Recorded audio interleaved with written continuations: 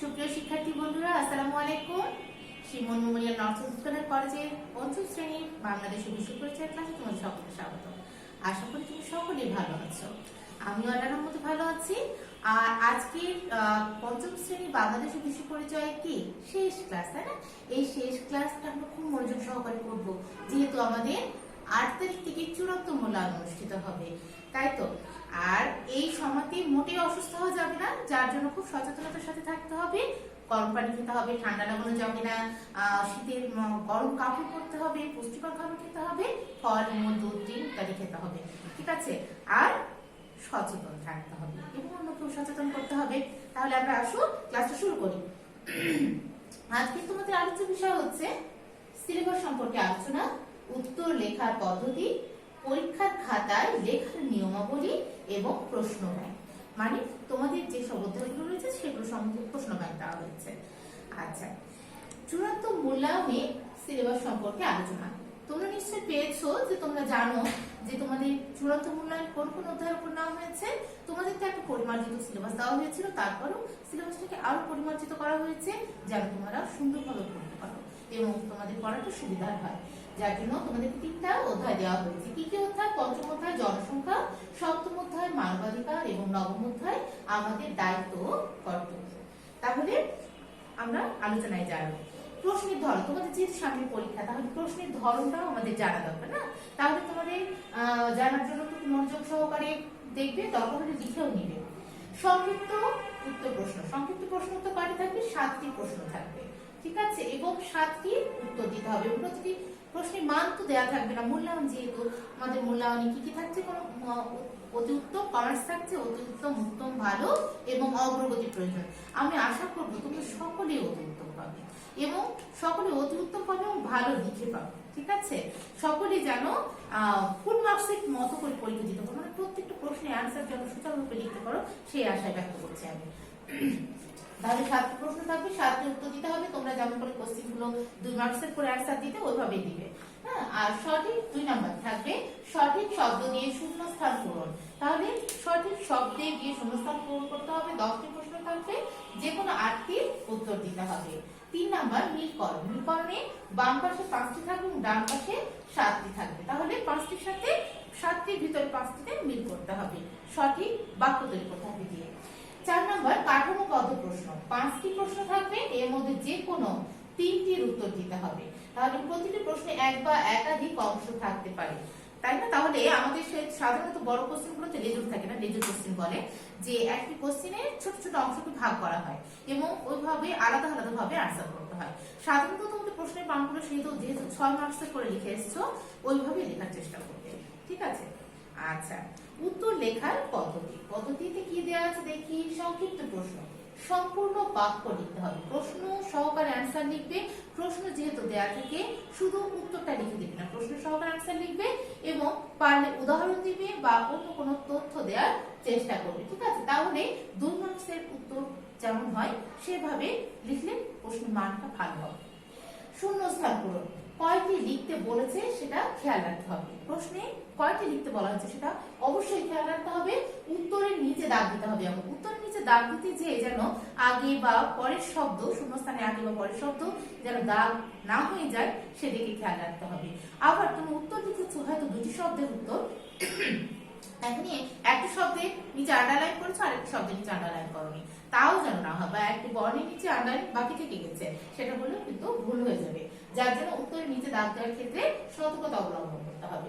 বানানের দিকে খেয়াল রাখা, কি করতে হবে? বানানে শূন্যস্থানে বানান একটাই তো উত্তর না, ওই শূন্যস্থান টুকুর জন্যই মোটামুটি 1 মার্ক। যদিও শূন্যস্থানে সম্পূর্ণ বাক্য লিখতে বলা হয়, কেউ তোমরা দেখা যায় যে শুধু অ্যান্সারটা লিখো, সেটা করলে কিন্তু হবে না, হ্যাঁ? যার জন্য তোমাদেরকে সম্পূর্ণ বাক্যটা লিখতে হবে এবং বানানের দিকে খেয়াল রাখতে হবে। প্রশ্নে যে বানান দেওয়া আছে সে বানান তো সঠিক লিখতেই হবে এবং শূন্যস্থানে যে শব্দটা লিখবা সেটাও যেন বানান ঠিক হয়। রে ফলা, যুক্তাক্ষর, তারপরে আরো জফলা, রফলিগুলো যেন, যে কোনো বিষয়গুলো যেন সঠিকভাবে লেখা হয় সেদিকে খেয়াল রাখতে হবে।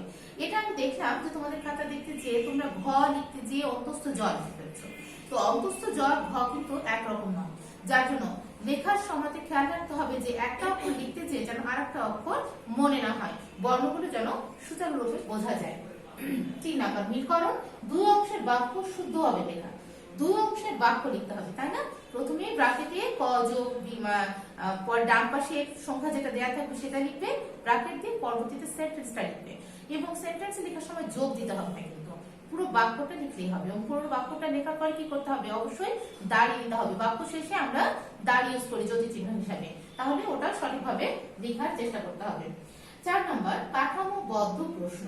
কাঠামোবদ্ধ প্রশ্নে মান বন্টন সঠিকভাবে খেয়াল রাখবে। আমাদের যেহেতু মান বন্টন নেই তাহলে মান বন্টন নেই, কিন্তু আমরা যেহেতু 6 মার্কসের অ্যান্সার লিখি তাহলে 6 মার্কসের মতোই যেন হয় সেটা খেয়াল রাখবে। 4টি বাক্য লিখতে বলা হয়েছে না 5টি বাক্য, নাকি বর্ণনামূলক, কত মার্কসের করে লিখলে ভালো হবে, এভাবে লেখার চেষ্টা করবে। হ্যাঁ, যে কয়টি বাক্য চাইবে তা পয়েন্ট আকারে লিখবে। তাহলে যে কয়টি বাক্য, 4টি বাক্য লিখতে বলা হয়, কখন লেজর থাকে যে, তাহলে লেজরের অ্যান্সারটা সুন্দর করে দিতে হবে এবং যেই 4টি বাক্য 5টি বাক্য লিখতে বলা হয়েছে সেটাও খেয়াল রেখে লিখতে হবে। তুমি কম অবশ্যই লিখবে না, পারলে বেশি লিখতে পারবে। প্রশ্নের ভূমিকা এবং উপসংহার লিখলে প্রশ্নের ধারাবাহিকতা সুন্দর হবে, টিচাররা খুশি হয়, যার জন্য এটা মেনটেন করতে পারবে। বাক্য গঠন ও বানান সতর্কতা। লেখার সময় বাক্য গঠন সঠিকভাবে হলো কিনা, দাড়িটা সঠিক জায়গায় পড়লো কিনা, কমাটা সঠিকভাবে বসালে কিনা এবং বানানগুলো সঠিকভাবে লিখলে কিনা সেটা খেয়াল রাখতে হবে। এই জন্য কি করতে হবে, লেখাগুলো সুন্দর করতে হবে, হাতের লেখা সুন্দর করতে হবে, লেখার চর্চা চালাতে হবে। হ্যাঁ, যেন হাতের লেখাগুলো পরিষ্কার হয়, যেন বুঝতে পারে সহজে। পরীক্ষায় খাতায় লেখার নিয়মাবলী। পরীক্ষা খাতায় লেখার নিয়মাবলীতে কি করতে হবে, প্রথমেই নাম, রোল, শাখা সঠিকভাবে লিখতে হবে। কি নাম, রোল, শাখা লিখতে হবে সঠিকভাবে, যেন ভুল না হয়ে যায়। এক স্কেল পরিমাণ মার্জিন দিতে হবে। মার্জিন দেওয়ার সময় খাতা দেখার সময় দেখতে যায় নাম্বার কোথায় দেবো সেই জায়গা থাকে না। তোমাদের মার্জিনটা খাতা ভাঁজ করেছো তার একটুখানি বাইরে আছে, মানে তোমাদের নাম্বার তো তোমরা খাতার মাঝখানে লিখবে, ভিতরে লিখবে, আর আমরা নাম্বারগুলো দিব মার্জিনের বাইরে। তাহলে আমাদের লেখার জন্য তো জায়গা থাকতে হবে না, কোনো তথ্য দিব, কমেন্টস দিব, তাহলে ওটা জায়গা কোথায় থাকবে?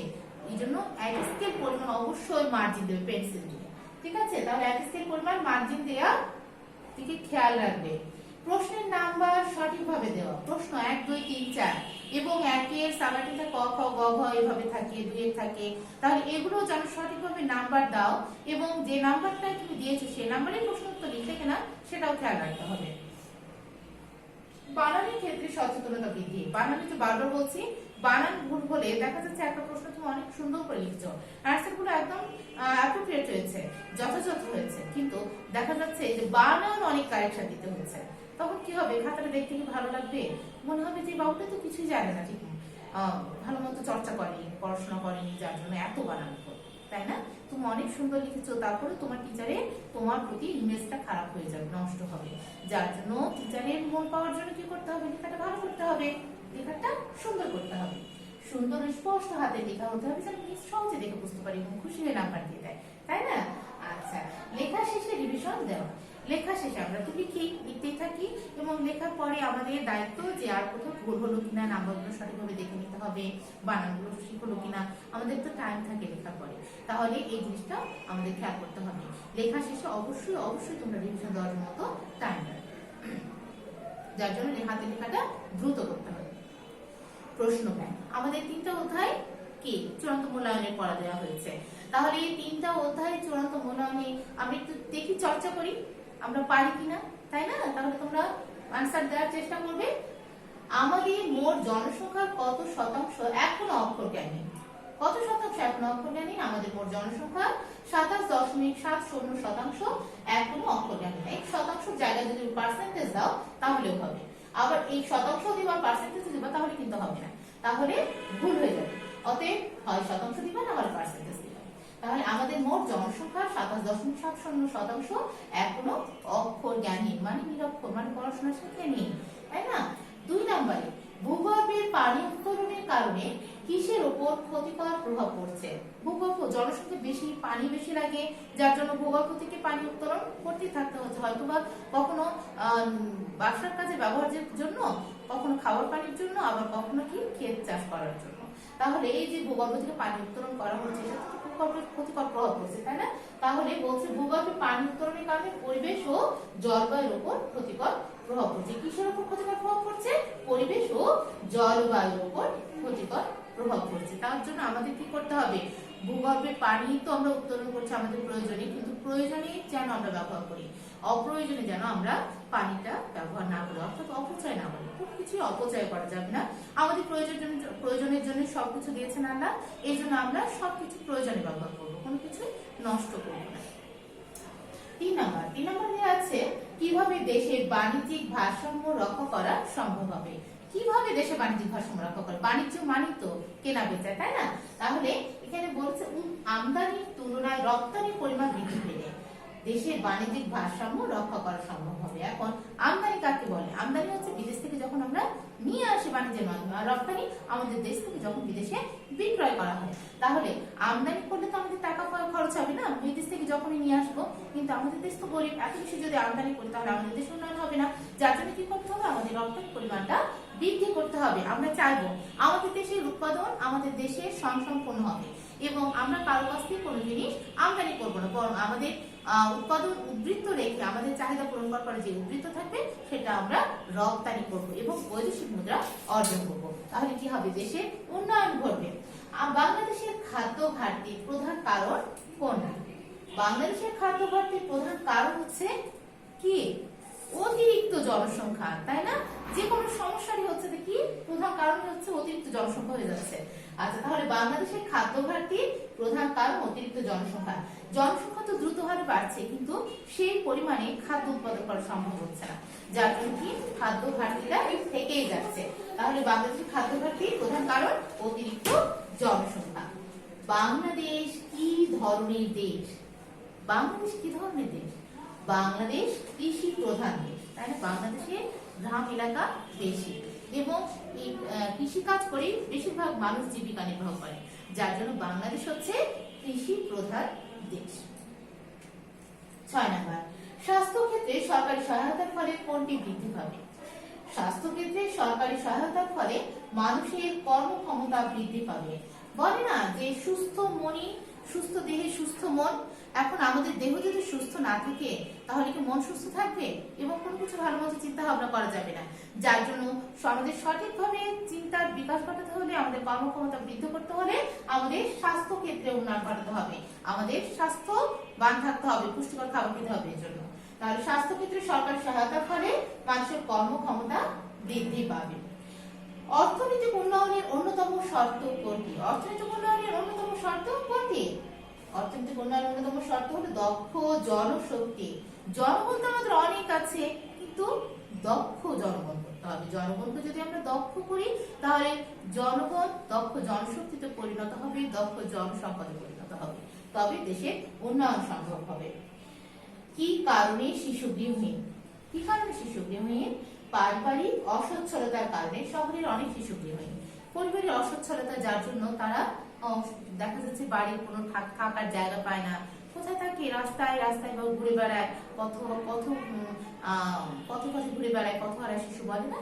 তাহলে কি বলছে যে পারিবারিক অসচ্ছলতার কারণে শহরের অনেক শিশু গৃহহীন। তাহলে আমাদের দেশে বেকার সমস্যা রোধ করতে হবে এবং সকলকে কাজের ব্যবস্থা করার সুযোগ করে দিতে হবে। এই জন্য আমাদের সরকারকে যেমন এগিয়ে আসতে হবে, বিভিন্ন প্রতিষ্ঠানকে এগিয়ে আসতে হবে এবং আমাদের ব্যক্তিগতভাবে আমাদের প্রত্যেকের চেষ্টা থাকতে হবে যেন আমরা সকলে কাজ করে খেতে পারি। 9 নম্বর, মানুষ জন্মগতভাবে কেমন? মানুষ জন্মগতভাবে স্বাধীন। আমরা যখনই জন্মগ্রহণ করি তখনই আমরা স্বাধীনভাবে জন্মগ্রহণ করি, না স্বাধীন দেশে স্বাধীন নাগরিক হিসেবে। তাহলে মানুষ জন্মগতভাবে স্বাধীন। আমাদের দেশ থেকে কারা বিদেশে পাচার হয়? আমাদের দেশ থেকে কারা বিদেশে পাচার হয়? আমাদের দেশ থেকে নারী ও শিশুরা বিদেশে পাচার হয়। আমাদের দেশ থেকে নারী ও শিশুদেরকে সাধারণত বিদেশে পাচার করা হয়, যার জন্যই এই পাচার রোধ করতে হলে কি করতে হবে? আইনকে মজবুত করতে হবে, মানবাধিকার বিরোধী কাজ করতে হবে এবং আমাদেরকে সচেতন করতে হবে। প্রয়োজনীয় প্রতিবাদ করবো আমরা এরকম ধরনের কাজ দেখলে এবং কি আইনের ব্যবস্থা নিব। অটিজম কি? অটিজম একটি বিকাশগত সমস্যা। অটিজম হচ্ছে একটা বিকাশগত সমস্যা, এটা কোনো রোগ নয়। 12 নম্বরে, জাতিসংঘ কত সালে মানবাধিকার সার্বজনীন ঘোষণাপত্র স্বীকৃতি দেয়? জাতিসংঘ 1948 সালের 10 ডিসেম্বর মানবাধিকার সার্বজনীন ঘোষণাপত্র স্বীকৃতি দেয়। তাহলে যে মানবাধিকার, মানুষের যে অধিকার, সেটা সকলের জন্য নিশ্চিত করতে মানবাধিকার সার্বজনীন ঘোষণাপত্র অনুমোদিত হয়েছে 1948 সালের 10 ডিসেম্বর এবং কে অনুমোদন করেছে? জাতিসংঘ। অটিস্টিক শিশু কাকে বলে? অটিস্টিক শিশু অটিজম সমস্যায় আক্রান্ত শিশুদের অটিস্টিক শিশু বলে। একটু আগে আমরা বললাম অটিজম কি? অটিজম একটি বিকাশগত সমস্যা। তাহলে এই অটিজম সমস্যা আক্রান্ত শিশুদেরকে বলা হয় অটিস্টিক শিশু। রকিবকে কয়দিন পর পুলিশ উদ্ধার করেছিল? রকিবকে কয়দিন পর পুলিশ উদ্ধার করেছিল? রকিবকে 10 দিন পর পুলিশ উদ্ধার করেছিল। কোথায় থেকে? একটি গ্রাম থেকে। আমরা কিসের স্বার্থকে সর্বোচ্চ গুরুত্ব দেব? আমরা দেশের স্বার্থকে সর্বোচ্চ গুরুত্ব দেব। সবার আগে দেশের স্বার্থকে সর্বোচ্চ গুরুত্ব দেব। তাহলে কি হবে? আমরা স্বাধীন দেশের স্বাধীন নাগরিক হিসেবে সুন্দরভাবে জীবনযাপন করতে পারবো। ছুরি, কাঁচি জাতীয় ধারালো জিনিস কিভাবে ব্যবহার করা উচিত? ছুরি, কাঁচি জাতীয় ধারালো জিনিস সাবধানে ব্যবহার করা উচিত। যে কোনো ধারালো জিনিস যদি আমরা সাবধানে ব্যবহার না করি, ব্যবহার করার পরে কোনো নিরাপদ স্থানে না রাখি তাহলে কি হবে? যে কোনো সময় দুর্ঘটনা ঘটতে পারে। আর এই দুর্ঘটনা থেকে রক্ষা পেতে হলে আমাদেরকে এগুলো সাবধানে রাখতে হবে এবং ব্যবহার করতে হবে। অন্যান্য উন্নয়নশীল দেশের তুলনায় বাংলাদেশের সড়ক দুর্ঘটনার পরিমাণ কিরকম? অন্যান্য উন্নয়নশীল দেশের তুলনায় বাংলাদেশে সড়ক দুর্ঘটনার পরিমাণ অনেক বেশি। তাহলে বাংলাদেশে আমরা দেখা যাচ্ছে খবর শুনতে গেলে শুনতে পাই যে আজকে এখানে দুর্ঘটনায় এতজন মারা গেছে, এতজন হাসপাতালে ভর্তি আছে, এগুলো শুনতেই থাকি। তাহলে আমাদের কি করতে হবে? সড়ক দুর্ঘটনা কমাতে আমাদের ট্রাফিক আইন মেনে চলতে হবে, ট্রাফিক সিগন্যাল মেনে চলতে হবে এবং আমাদেরকে সর্বোচ্চ সড়ক পরিমাণে সতর্কতা থাকতে হবে যেন দুর্ঘটনাটা না ঘটে। ঠিক আছে? এবং আমাদের দেশের প্রতি আমাদের দেশপ্রেমিক হতে হবে। তাহলে আমাদের দেখা যাচ্ছে দেশপ্রেম জাগ্রত হলে আমাদের অনেক সমস্যার সমাধান হয়ে যাবে। 18 নম্বর, সমাজকে সুন্দর ও সুশৃঙ্খল রাখার দায়িত্ব কাদের? সমাজকে সুন্দর ও সুশৃঙ্খল রাখার দায়িত্ব কাদের? নির্দিষ্ট কোনো ব্যক্তি না, আমাদের সবার। সমাজে আমরা বাস করি, এই সমাজকে সুন্দর সুশৃঙ্খল রাখতে হলে আমাদের সবাইকে সচেতন হতে হবে, সবাইকে মনোনিবেশ করতে হবে সমাজকে সুন্দর করার জন্য, তাই না? 19 নম্বর, জেব্রা ক্রসিং কি? জেব্রা ক্রসিং কি তোমরা নিশ্চয় জানো। রাস্তার উপর আড়াআড়ি সাদা দাগ দেওয়া অংশকে জেব্রা ক্রসিং বলে। রাস্তার উপর আড়াআড়ি দাগ দেওয়া থাকে না, সেই দাগ দেওয়া অংশকে বলা হয় জেব্রা ক্রসিং। এখান দিয়ে মানুষ রাস্তা পার হয়। কখন পার হয়? গাড়ি চলাচল করলে না, দুই পাশে গাড়ি যখন থেমে যায় তখন ওই ফাঁকা জায়গা দিয়ে রাস্তার ওই আড়াআড়ি দাগ দিয়ে মানুষ রাস্তা পার হয়, এটাকে জেব্রা ক্রসিং বলে। যখন ট্রাফিক সিগন্যালে লাল বাতি জ্বলে তখন এখান দিয়ে পথচারীরা পার হয়। লাল বাতি জ্বলে তখন কেন পার হয়? লাল বাতি জ্বলে উঠলে গাড়ি চলাচল বন্ধ হয়ে যায়, যার জন্য তখন ওই জায়গাটা ফাঁকা থাকলে তখন রাস্তা দিয়ে পথচারীরা পার হতে পারে, ট্রাফিক জেব্রা ক্রসিং। 20 নম্বর, প্রাথমিক চিকিৎসা কাকে বলে? আকস্মিক কোনো দুর্ঘটনা ঘটলে আহত ব্যক্তিকে শুশ্রূষা করা এবং সাময়িকভাবে তাকে আরাম প্রদানের জন্য জরুরি ভিত্তিতে যে চিকিৎসা দেওয়া হয় তাকে প্রাথমিক চিকিৎসা বলে।